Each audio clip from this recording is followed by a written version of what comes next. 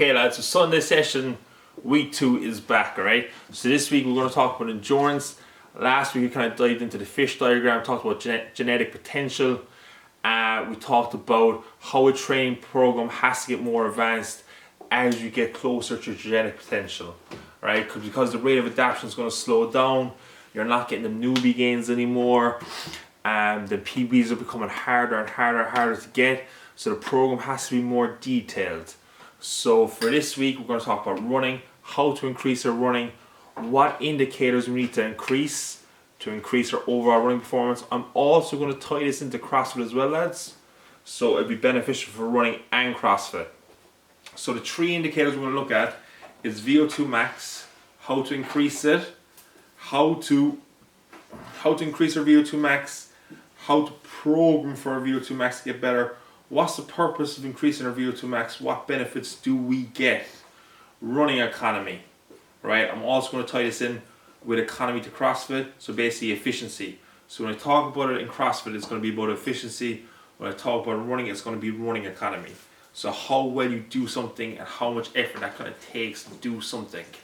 Then we're going to talk about anaerobic threshold, or LT, lactic threshold, and why it's important in running and CrossFit, and how we're going to improve that through a running program. It would also help in our CrossFit in the short term and long term as well, lads, right? So we'll dive straight into it. We're going to start with VO2 max. So what is VO2 max first? V stands for volume, O2 stands for oxygen, and max stands for maximum effort. So VO2 max is the oxygen we can utilize, right? So oxygen we can utilize per kg or per body weight per kg per minute. So the more oxygen we can utilize per body weight, the more efficient we're going to be at running. So men usually have higher VO2 maxes than women. It's just a genetic thing. And the higher VO2 maxes are kind of seen more in endurance sports like cross-country skiing, Tour de France cyclists. Endurance runner would have them ranges of 90 milliliters per body weight per minute. Females like Paula Radcliffe, 75 milliliters per body weight per kg per minute. And it's kind of like a good indicator that shows the higher VO2 maxes. It's not the gold standard, and there's obviously other factors that come into board as well, but having a high VO2 max will play beneficial to a better aerobic capacity. So how can we increase this, and why it's important to increase our VO2 max? So increasing our VO2 max will help us. We're going to take 2 examples now. So 2 athletes, athlete A and athlete B. So athlete A and athlete B both run a 5k, both run 4-minute kilometers for the 5k, so it's 20-minute 5k. Athlete A has a heart rate at 140 beats per minute. Athlete B has 180 beats per minute. So athlete A obviously is in an aerobic state doing this exercise and will recover faster, getting more oxygen to the muscles, not building up that lactate threshold or lactic acid in the body. So he's able to recover, get more efficient, probably has an extra gear, where athlete B is spent, can't train for the rest of the day, kind of red zoning that line. So when we're trying to build up our VO2 max, we need to run at a low intensity for like 20 to 30 minutes at the start, and try and build that each week. So if you see the program, the 5k program, it starts at 30 minutes, goes to 40 minutes, 50 minutes. The goal here is to keep the heart rate the same, about 135 beats per minute, but increase the kilometer pace per the kilometer pace. So that's our goal in the end run. Alright, this will help beneficial to CrossFit as well, because we can recover faster between events. Especially CrossFit these days, having like 3 days or 2 days, having multiple workouts a day, the more beneficial you are utilizing oxygen per body weight per kg per minute, the more you're going to get, the more you're going to be able to recover between them workouts, and the less strain it's going to have on your nervous system. And you know, you can use your fuel properly, you're using your carbs, more fat, you're not going straight into carbs. The more high intensity you are, it's all carbs, you can't get to that fat source, so you'll be better utilizing fats and carbs. you have more energy sources throughout the whole day, you recover faster, etc., etc. So this is a very good thing to increase through our running. So remember, lads, to start them slow tempos that also help with tendon ligaments, especially in a long run. You get more blood flowing to it, and you're getting used to running long distances on the road, which is very strenuous on the body, but has to be done at low intensity. Because when people walk on the roads, you're obviously not hearing too much injuries. So just run at a slower pace, try and keep the heart rate low, and then increase the pace, but keeping the heart rate the same as weeks go on. Alright, so that's our VO2 max. Try and nail that down, lads. Running at a slow pace and keeping the heart rate the same, increasing the pace each week. Running economy, lads, right? So running economy. Paula Radcliffe had a massive VO2 max, 75 milliliters per body weight per kg per minute. And I remember she won the marathon. She won a marathon marathon. She won a marathon, and people would always say that she wasn't a good runner. Like, her running economy wasn't the most effective.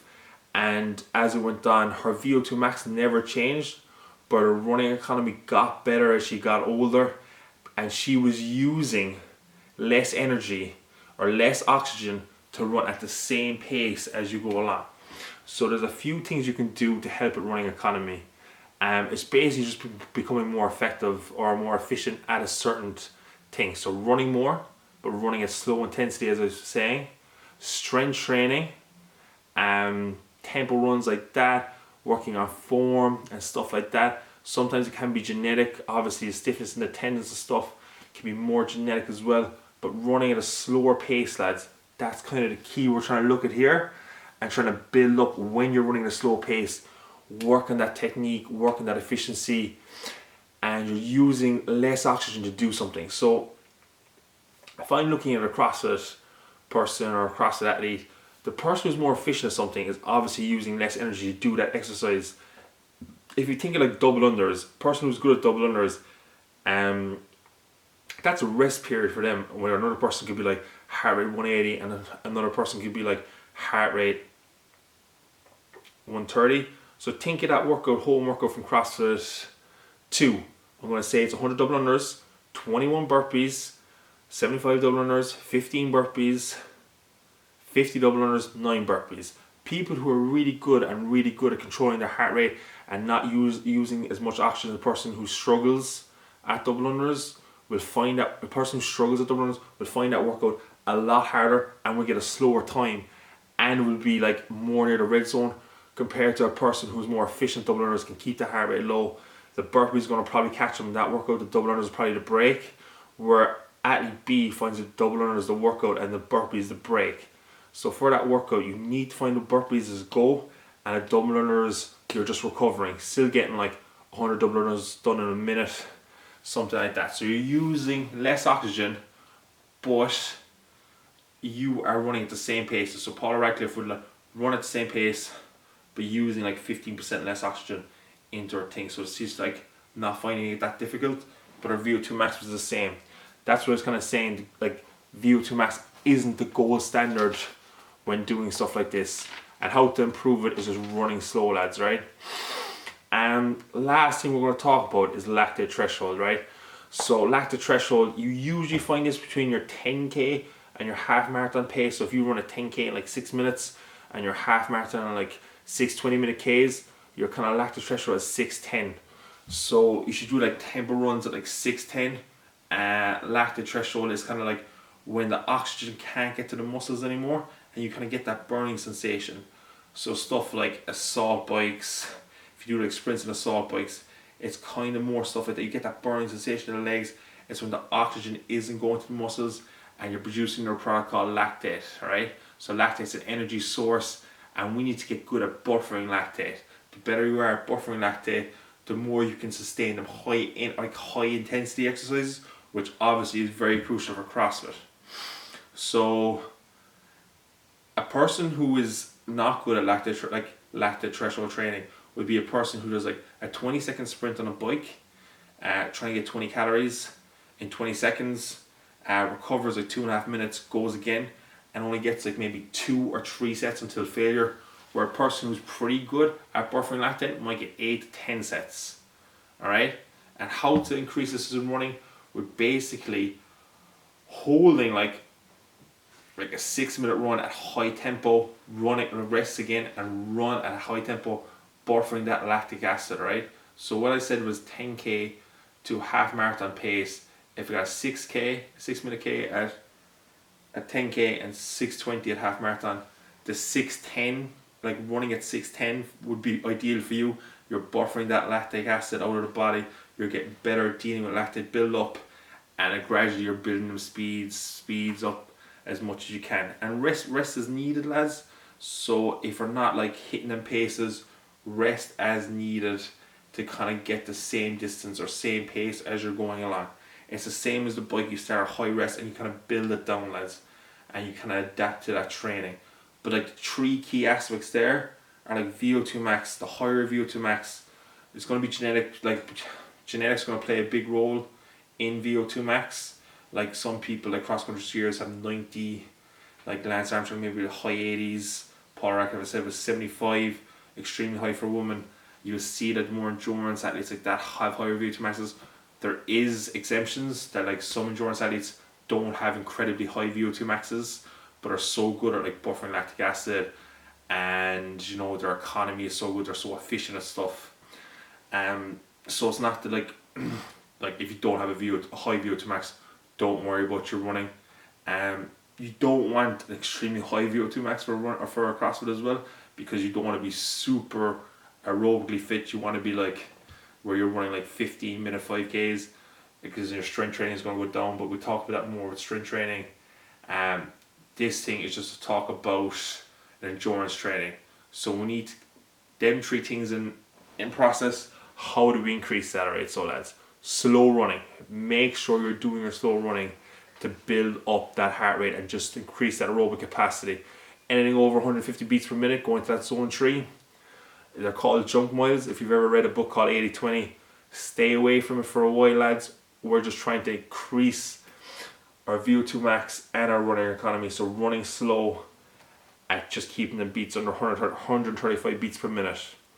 Running economy, running more again, and then lactate threshold. You've got the 3 sessions on the program, lads.